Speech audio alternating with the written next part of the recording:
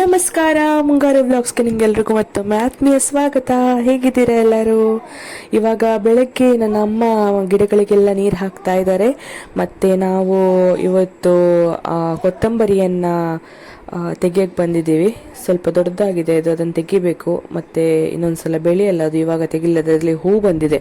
ಅದಕ್ಕೆ ನಾವು ಅದನ್ನು ತೆಗಿಲಿಕ್ಕೆ ಅಂತೇಳಿ ಬಂದಿದ್ದೇವೆ. ನೋಡಿ ನಮಗೆ ಎಷ್ಟು ಕೊತ್ತಂಬರಿ ಸಿಗ್ತಾ ಇದೆ ಅಂತ ಹೇಳಿ. ಇದು ನಾವು ಅಡಿಗೆಗೆ ತಂದ ಕೊತ್ತಂಬರಿಯನ್ನು ನೀರಲ್ಲಿ ಹಾಕಿ ನಾವು ಇದು ಮಾಡಿದ್ದು, ಎಂತ ಬೀಜ ಹಾಕಿದ್ದು. ನೋಡ್ಬೇಕು ಎಂತ ಮಾಡೋದು ಇದ್ರದ್ದು. ಫುಲ್ಲು ಬಿಸಿಲಲ್ಲಿ ಉಂಟಲ್ಲ ನೋಡಿ, ಸ್ವಲ್ಪ ಹೊತ್ತು ನಿಂತಿದ್ದು ಬಿಸಿಲಲ್ಲಿ ನಾನು. ಫುಲ್ಲು ಬೆವರಿ ಹೋಗಿದೆ.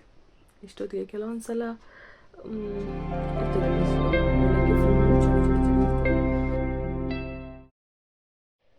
ಇದೊಂದು ಕಾಯಿ ಗೊತ್ತುಂಟ ನಿಮಗೆ? ಇದು ಹಣ್ಣಾದಾಗ ಸ್ವಲ್ಪ ಸ್ವೀಟ್ ಮತ್ತು ಸ್ವಲ್ಪ ಹುಳಿ ಇರುತ್ತೆ, ಸಿಹಿ ಮತ್ತು ಹುಳಿ ಮಿಕ್ಸ್ ಆಗಿರೋವಂಥ ಒಂದು ಕಾಯಿ ಇದು. ನೋಡಿ, ನೋಡಲಿಕ್ಕೆ ಈ ಥರ ಇರ್ತದೆ. ಇದಕ್ಕೆ ಆನ್ಲೈನಲ್ಲಿ ಸಹ ತುಂಬ ಬೆಲೆ ಉಂಟಾಯಿತು, 159 ಅಂತ ನಾನು ನೋಡಿದೆ ಇದರ ಬೀಜಕ್ಕೆ. ನಾವು ಇಲ್ಲಿ ತರಕಾರಿ ಮಾಡಿದಲ್ಲಿ ಹಿಂದುಗಡೆ ಇತ್ತು, ನಮ್ಮ ಮನೆಯ ಹಿಂದುಗಡೆ ನೋಡಿ, ಇದೇ ಗಿಡ ಅದರದ್ದು. ಕಾಯಿರುವಾಗ ಹೀಗೆ ಹಸಿರಾಗಿರ್ತದೆ, ಮತ್ತು ಹಣ್ಣಾಗುವಾಗ ಅದು ಹಳದಿ ಕಲರ್ ಆಗಿ ನೋಡಿ ಹೀಗೆ ಬರ್ತದೆ. ಈಗ ನಮಗೆ ಕೊತ್ತಂಬರಿಯದ್ದು ಚಟ್ನಿ ಮಾಡಬೇಕಾದ್ರೆ ತೆಂಗಿನಕಾಯಿ ಬೇಕಲ್ಲ, ತೆಂಗಿನಕಾಯಿ ತಗೊಂಬರುವ ಬನ್ನಿ. ಕಾಲರೇ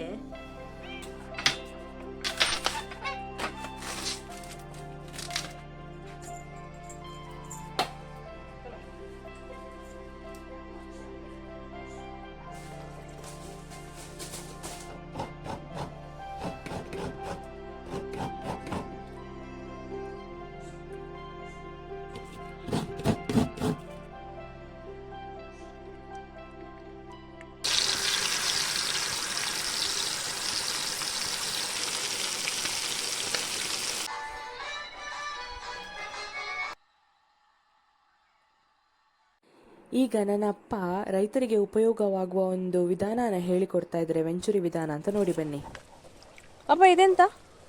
ಇದು ವೆಂಚುರಿಯ ಮೂಲಕ ಗೊಬ್ಬರದ ನೀರು ನಮ್ಮ ತೋಟಕ್ಕೆ ಬಿಡುವಂತ ಒಂದು ವಿಧಾನ. ವೆಂಚುರಿ ಅಂದರೆ? ವೆಂಚುರಿ ಅಂದರೆ ವೆಂಚುರಿ ಅಂತ ಹೇಳ್ತಾರೆ ಇದಕ್ಕೆ. ಇದು ವೆಂಚುರಿಯಾ? ಇದು ವೆಂಚುರಿ. ಇದು ಪಂಪಿನಿಂದ ಬಂದ ನೀರು ಸೀದಾ ಡೈರೆಕ್ಟ್ ಹೀಗೆ ಹೋಗ್ತದೆ. ಇದನ್ನು ಕಟ್ ಮಾಡಿ ಏರ್ ಮೂಲಕ ಸ್ಪ್ರಿಂಕ್ಲರ್ಗೆ ಎರಡು ಒಟ್ಟಿಗೆ ನೀರು ಮತ್ತು ಇದು ಒಟ್ಟಿಗೆ ಬಿಡುವಂಥ ಒಂದು ವಿಧಾನ.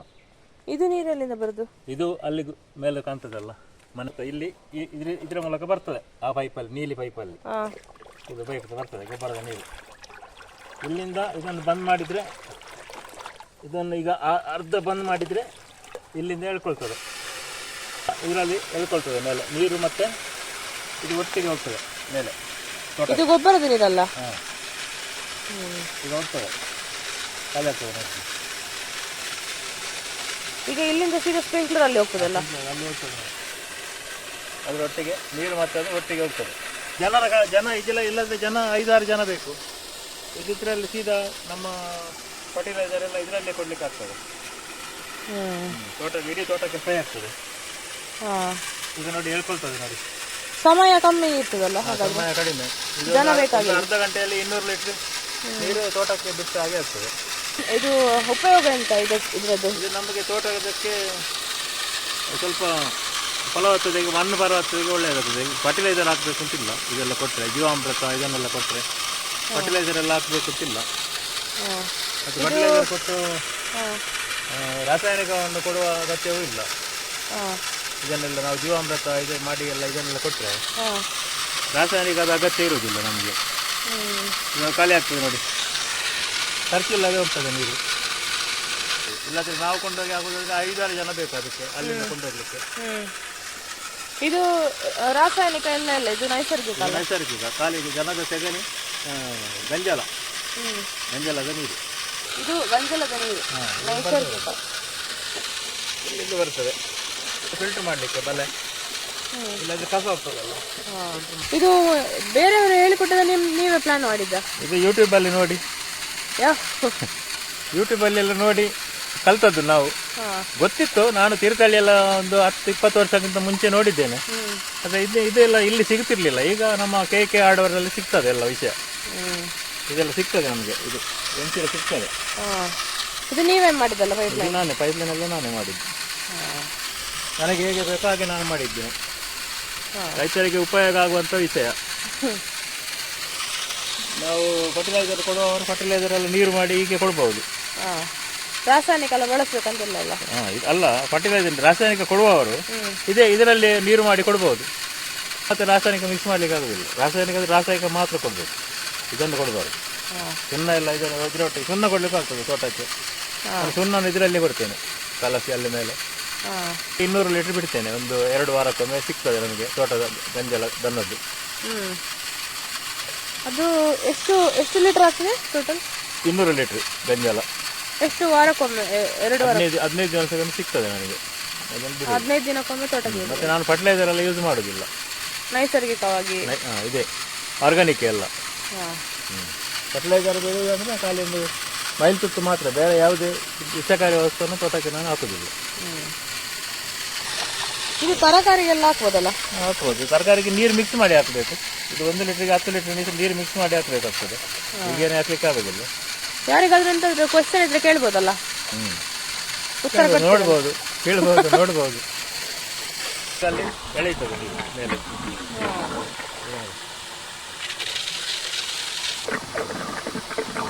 ಈಗ ಮಾಡ್ತಾರೆ ಎಲ್ಲ ರೈತರೆಲ್ಲ ಇದನ್ನು? ಕೆಲವರು ಮಾಡ್ತಾರೆ, ಕೆಲವರು ಮಾಡುದಿಲ್ಲ. ಗೊತ್ತಿಲ್ಲದವರಿಗೆ ಹೇಳುದು. ಅವರವರ ಒಂದು ಐಡಿಯಾ ಬೇರೆ ಬೇರೆ ಇರ್ತದೆ. ಡೈರೆಕ್ಟ್ ಹೋಗುವ ನೀರನ್ನು ಬಂದ್ ಮಾಡಿ ಈ ಕಡೆಯಿಂದ ಕೊಡಬೇಕು. ಆವಾಗ ಇಲ್ಲಿ ಯಾರು ಕ್ರಿಯೇಟ್ ಆಗ್ತದೆ. ಯಾರು ಕ್ರಿಯೇಟ್ ಆದ್ಮೇಲೆ ಇದು ಮೇಲೆ ಎಳಿತದೆ.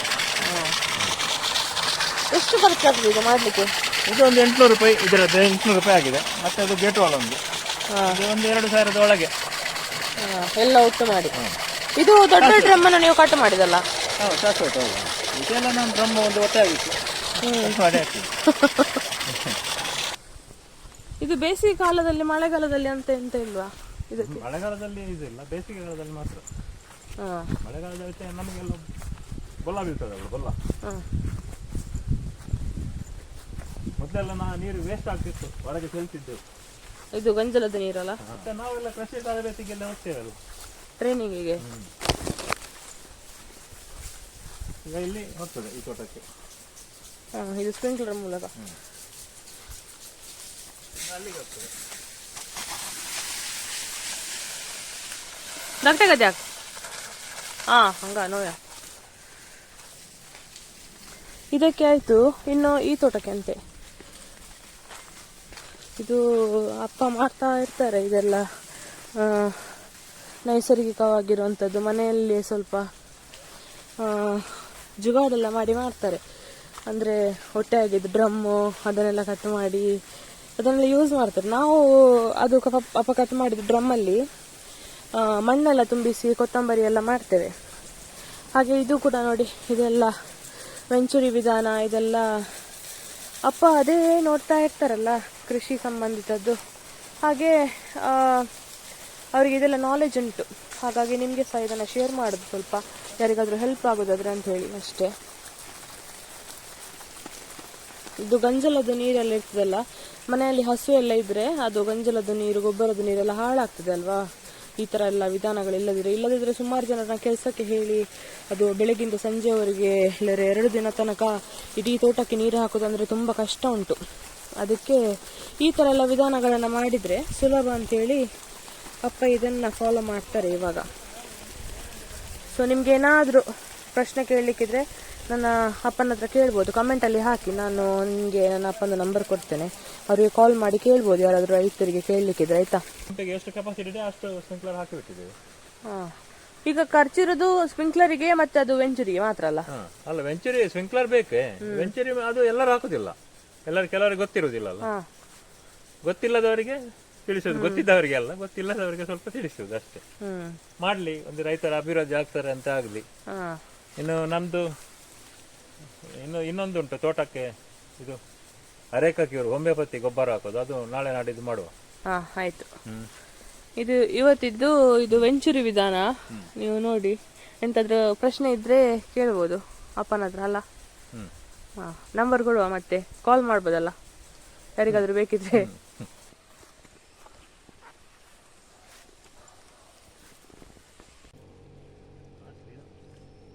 ಎಕ್ಕಿನ ಏನ್ ಬಿಡ್ಲ ಡೆಂಚಿ ಬಿಡ್ಲ ಅದು ಆಮೆ ಆಮೆ ಸಾ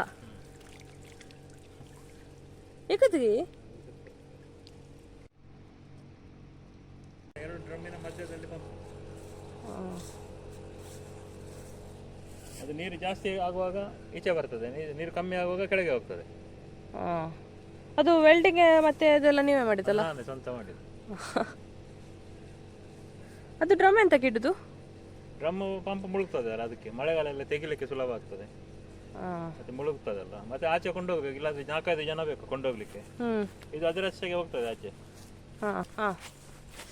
ಇದು ಬಲೆಯಲ್ಲಿ ಒಂದು ಆಮೆ ಬಿದ್ದಿತ್ತಾಯ್ತಾ, ಅದನ್ನ ಅಪ್ಪ ಹೇಳಿದ್ರು, ಅದು ಸಣ್ಣ ಮರಿಯಲ್ಲ, ಅದನ್ನ ಬಿಡುವ, ನದಿಗೆ ಎಸೆಯುವ ಅಂತ ಹೇಳಿ. ಹಾಗೆ ಅದನ್ನ ನದಿಗೆ ಎಸೆತಾ ಇದ್ದಾರೆ ಅಪ್ಪ.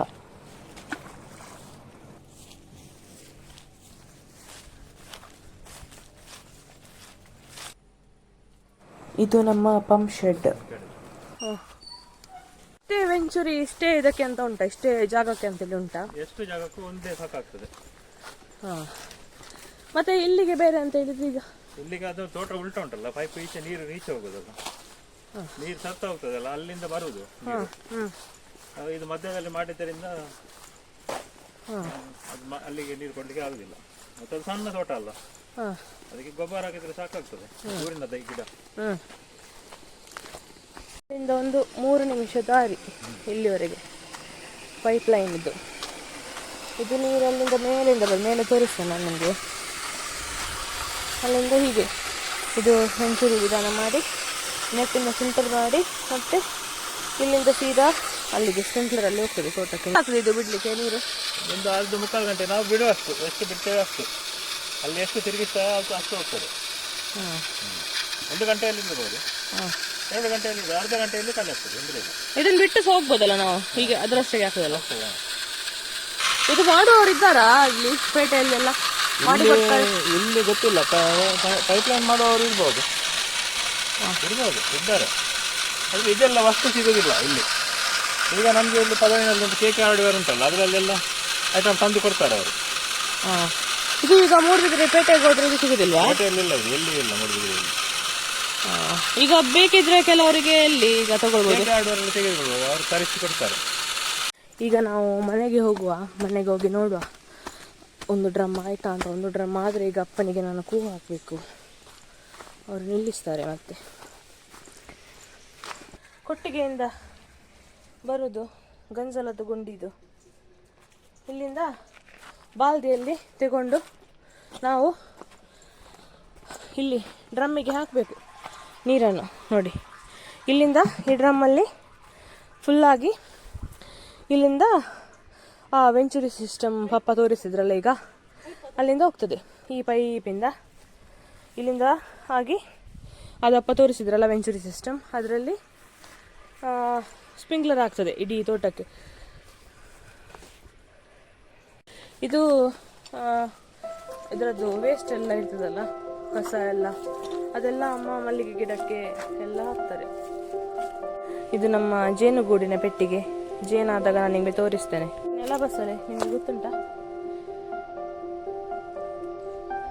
ನಿಮ್ಗೇನಾದರೂ ವೆಂಚುರಿ ಸಿಸ್ಟಮ್ ಬಗ್ಗೆ ಏನಾದರೂ ಪ್ರಶ್ನೆಗಳಿದ್ರೆ ಕಮೆಂಟಲ್ಲಿ ಹಾಕಿ ಆಯಿತಾ. ನಾನು ಅಪ್ಪನ ಹತ್ರ ಹೇಳಿ ಕೇಳ್ತೇನೆ, ಅವರ ನಂಬರ್ ನಿಮಗೆ ನಾನು ಕಮೆಂಟಲ್ಲಿ ಕೊಡ್ತೇನೆ.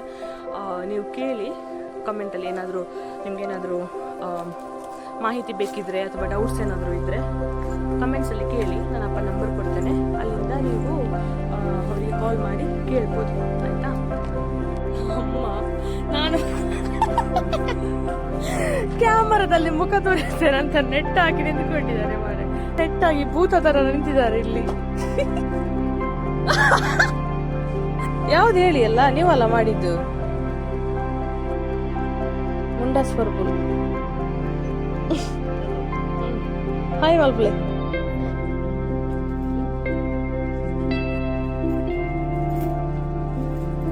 ಬಾಂಫಿ ಹೆಸರು ತಟ್ಟಿದೆ. ಬಾಂಫಿ ಇದು ನೋಡಿ, ನಿಂತಲ್ಲಿದಲ್ಲ ಬಾಂಫಿ.